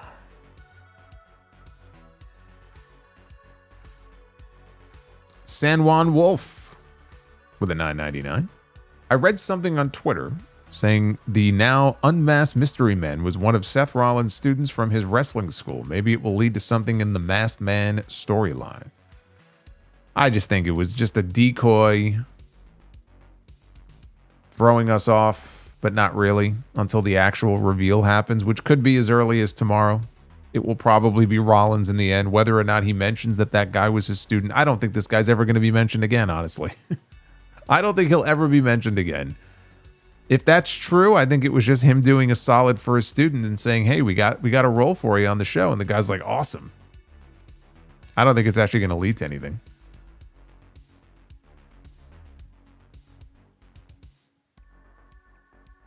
Zach Reyna, random question for you. Whatever happened to Shinsuke Nakamura? Do you ever expect him to have a whatever happened to him? Are we talking like in the broader context, or I mean, he's been around. This was actually the first week, I think, on SmackDown that he hasn't been on the show in quite some time. But what happened to him? I mean, you know, his goose was cooked. The year he got called up to the main roster when he lost twice on pay-per-view to Jinder Mahal and couldn't win the championship. That was it. He was never the same after that. And then I think over the years, he just got very comfortable and, you know, he's obviously content being there. He gets paid well and he can surf and do photography. Apparently he likes photography, and it's like, okay, you know, that's it. You know, they were never they were never going to push him to a level that I think people, when they saw him in New Japan and even in NXT, were hoping that he would get to on the main roster. And when he failed against Jinder Mahal, and then he feuded with AJ Styles, and he didn't win there either, at that point, it's like he ain't holding that title. Like, he has hit his ceiling as far as how high he will go in this company. And he's content with it, you know? He shows up to work, he does what he's told, and that's it.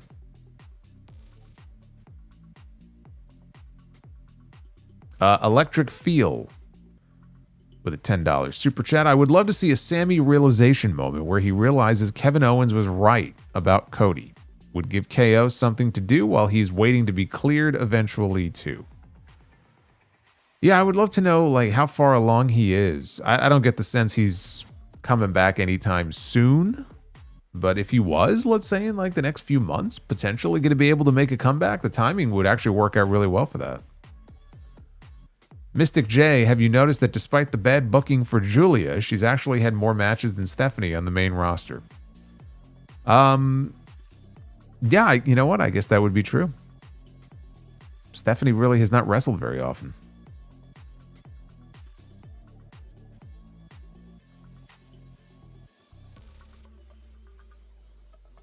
Cameron Spencer, Trick versus Sammy versus Orton versus Cody versus Drew and Fatu Mania 6-pack challenge. No.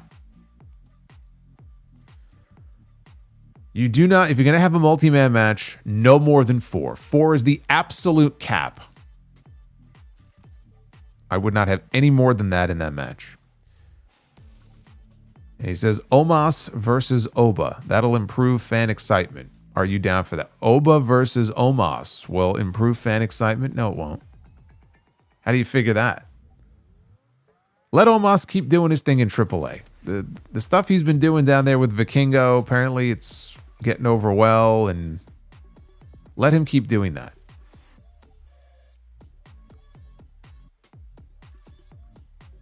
Prince Vegeta says there's Pokemon Blue, Yellow, Gold, Silver, Crystal Ruby. Wow, there's a lot of them here. Okay, well that answers my question. I didn't give a shit about all these other colors. I just wanted to know if there was a Pokemon Blue. You answered my question.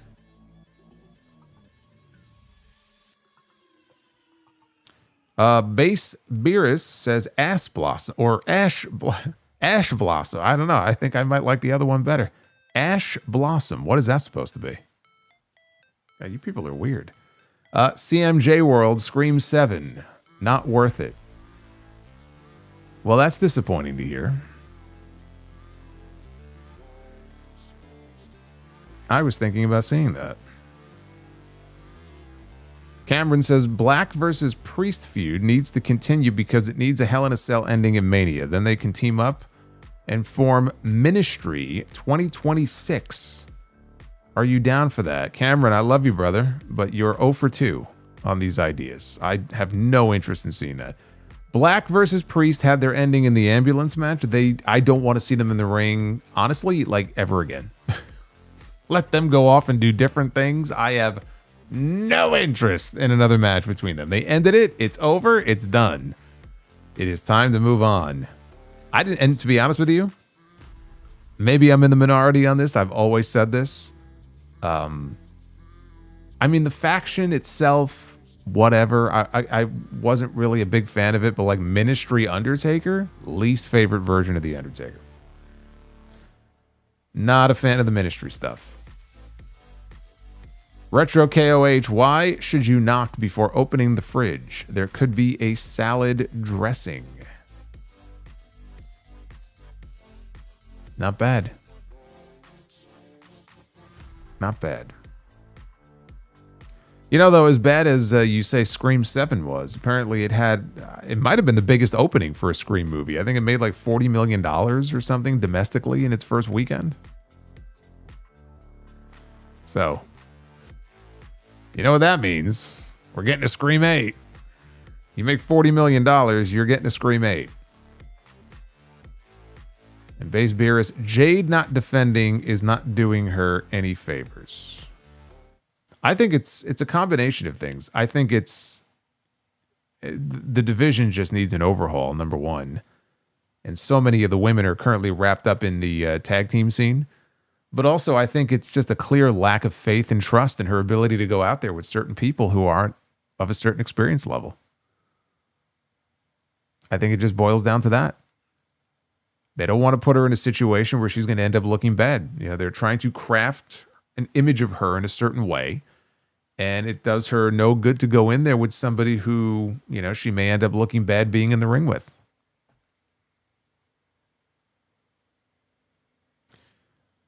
Horror fan Craig. Hey, Solomonster, do you think they shock us tomorrow and have Drew screw Cody again and have someone else win the chamber tomorrow? I think I'm fatigued with Drew McIntyre screwing people. I mean, my God, he screws more people than a fucking Vegas hooker. I mean, what are we doing here? How many times are we going to see Drew McIntyre screw somebody? I'm going to start to get jealous if I'm his wife. I don't want to see that.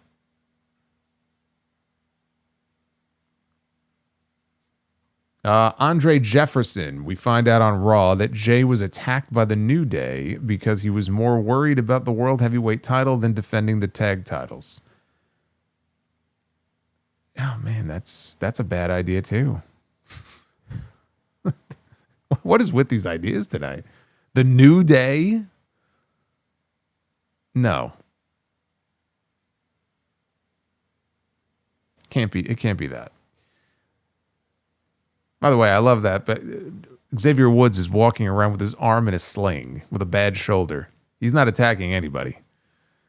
Linkmaster X, buy or sell Val Venus or Fandango? I mean, can I say none of the above? If you force me to choose, I'll go Fandango. Also, Linkmaster Ministry Undertaker had an excellent theme song. His theme song was very good. His theme song was very good. The gimmick, though, no good. Maze the Great with 55 months of channel membership. Look at this guy. Solo, you know better. Having hope for WWE most times is like having hope for the Mets. Or the Brews. You know it can happen, but 97% of the time you know it won't. Yes, but that doesn't mean that you give up hope. You must cling to hope. Holiday says the first two acts of Scream 7 are good, but the final act is a letdown with bad writing. Wasn't Kevin Williamson back for this movie? Nev Campbell was back. That's terrible. Very disappointing to hear this. Well, whatever. I'm waiting for the Mortal Kombat movie. I did see the trailer, the new trailer that dropped the other day. I'm very excited for that. That's coming out, I believe, in May. And then Masters of the Universe on June 5th. I'm going to be like a little kid again. And then I guess Street Fighter is what? September? October? We got a bunch of movies to go see. And then I didn't even realize they're making a Toy Story 5. Apparently that's coming out soon also. I think possibly June. I'll have to see that as well. I don't know how I'm going to find time for all these movies. Anyway, I think that is, all of your messages here. Thank you. We do have a Be the Booker to get to because you guys did smash the goal tonight. We are up to 571 likes. And we got a bonus intergender round, which is going to be very interesting. And again, I made updates to Men's Be the Booker. So with that being said, let's get into it.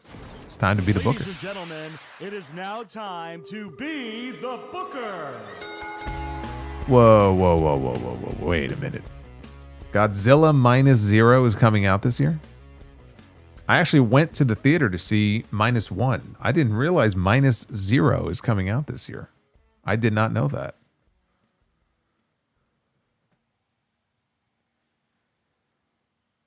Solo, if you didn't have the podcast or this channel, would you still watch wrestling today? No comment. All right, here we go. Tag team Be the Booker. Here we go. Let's see what we got. We got some Chronic. Who wants some Chronic, everybody? I could use some Chronic watching these shows. We got Bryan Adams and Brian Clark. They did not have a very successful run in WWE. I think they did decently in WCW, but once they went over to WWE during the Invasion angle, I think they had one match. I think it was their match against Undertaker and Kane, and that was it. Be kind of funny if we landed on Undertaker and Kane here. Well, that's definitely not Undertaker and Kane. That is the Gun Club. Austin and Colton Gunn against Chronic. Yeah. Not a good start. We can definitely do better than that.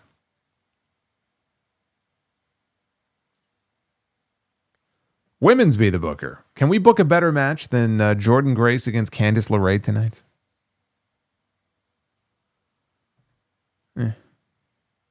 Sonya Deville. Well, this is going to really depend on who we're putting her in the ring with here. Sonya Deville against Ivy Nile.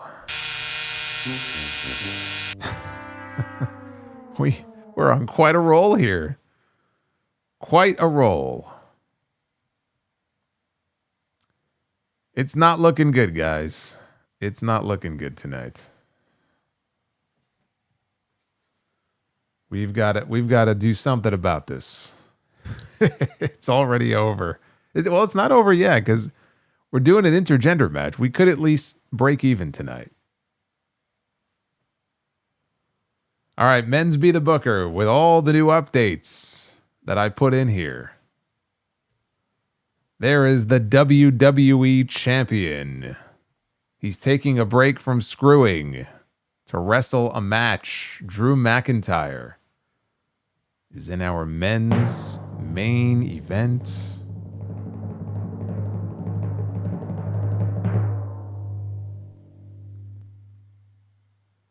And he will be wrestling the reigning CMLL heavyweight champion, Claudio Castagnoli. Finally, we got a real match.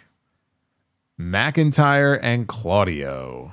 Sign me the fuck up. Champion versus champion even. Title for title. There's a main event for you. That is indeed a banger. All right, so we got one more match. We got a bonus match tonight. Now it's going to be someone from Women's Be the Booker against someone from Men's Be the Booker. So this is very, very exciting here. We'll pick the woman first. We could break even. If we get one more bell, we'll at least break even tonight. And then we could try to do better tomorrow night on the Elimination Chamber review.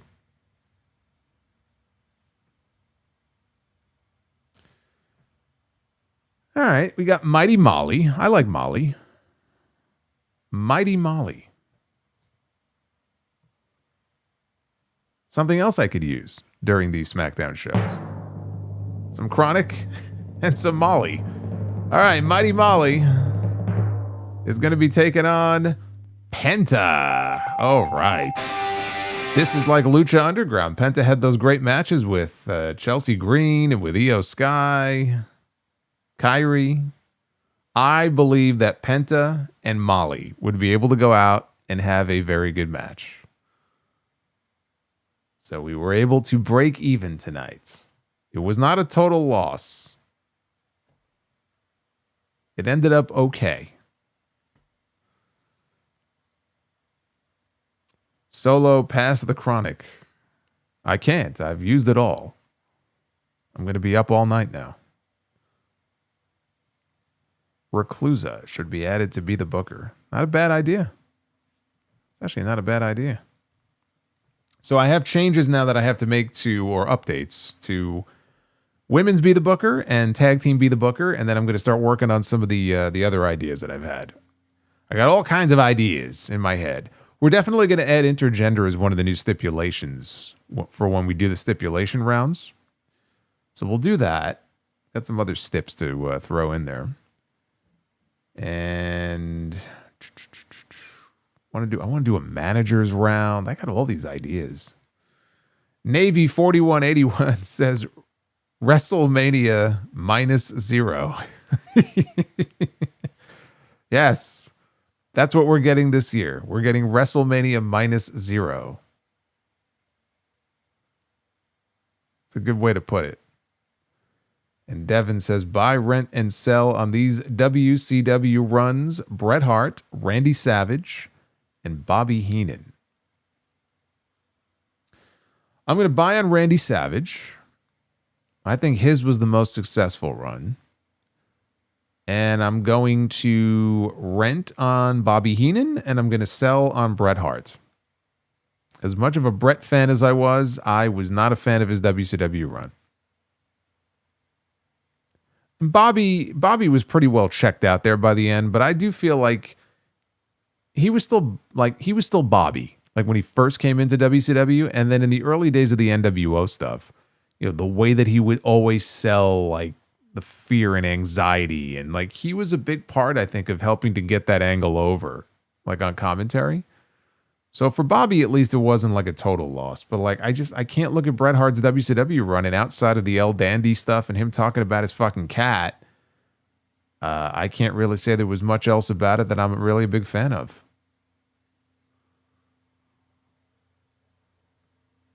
Takes a lot to fuck up Bret Hart. But they found a way to do it. Anyway, thank you guys for hanging out with me and making this review as we usually do. More fun than the actual show.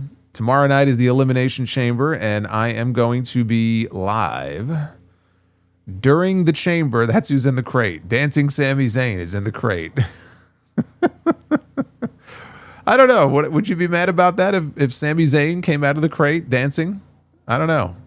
It might be better than the actual reveal that we get. Why is there a fucking helicopter over my house? That's weird. Yeah, there's Vato Sting. Cameron Spencer with a $4.99.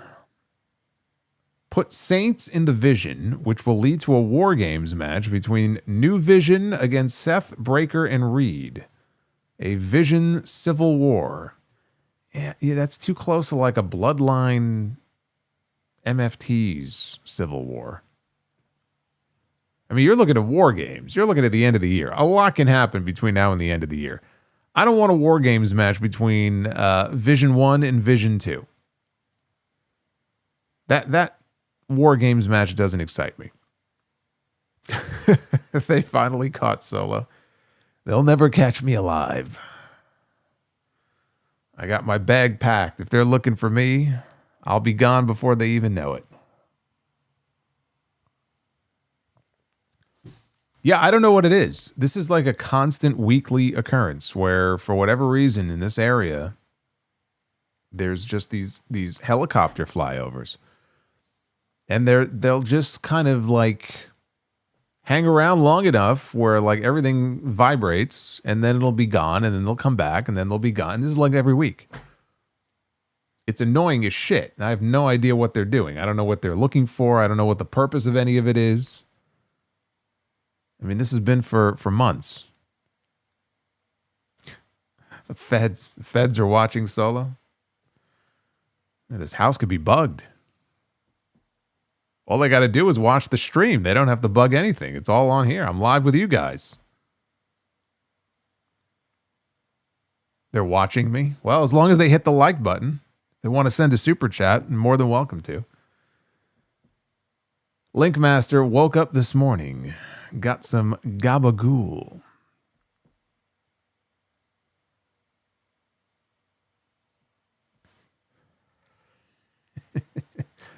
Solo gonna get a knock on his door midstream. It was all that drug talk. See, I blame you guys. It's all your fault. You had me talking about Chronic, Molly, Dutchies, whatever the fuck that is. Now I got the feds flying over my house. This is all your fault. Well, hopefully I'll be available for an Elimination Chamber review tomorrow, and I won't be locked up. And Sunday will be episode 953 of The Sound Off. Have I ever been to a bodega? I live in New York. Of course I've been to a bodega. I always love a good bodega cat. That always puts a smile on my face.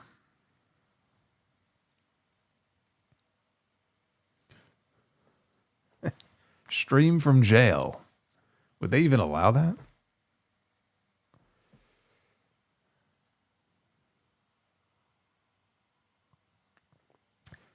I hope they got some good Wi-Fi in jail.